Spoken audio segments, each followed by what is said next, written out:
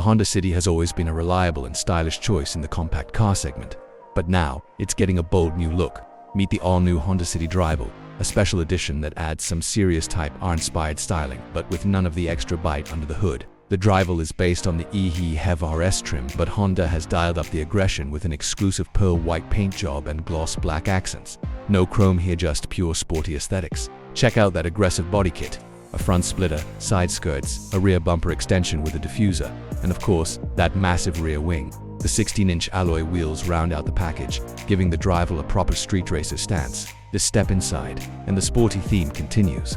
Black upholstery with red stitching, a 7-inch digital instrument cluster, and an 8-inch infotainment display with an 8-speaker sound system make sure the driver stays connected and entertained. And of course, Honda didn't forget about safety, with lane keeping assist and adaptive cruise control included. But here's the catch: despite the aggressive looks, the Drival doesn't get a performance boost. Under the hood, you'll find the same 1.5-liter hybrid engine, producing 97 horsepower, 72 kilowatts, assisted by an electric motor with 108 horsepower, 80 kilowatts.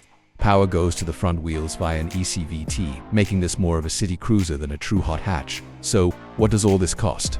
In Thailand, the Honda City Drival starts at $829,000 to $24,400, making it the most expensive city variant. That's $30,900 more than the standard e-CVT RS trim. Is it worth it? Well, if you love the Type R-inspired looks and don't mind the lack of extra power, this might just be the perfect stylish daily driver for you. What do you think about the Honda City Drival? Should Honda have added more power to match the looks?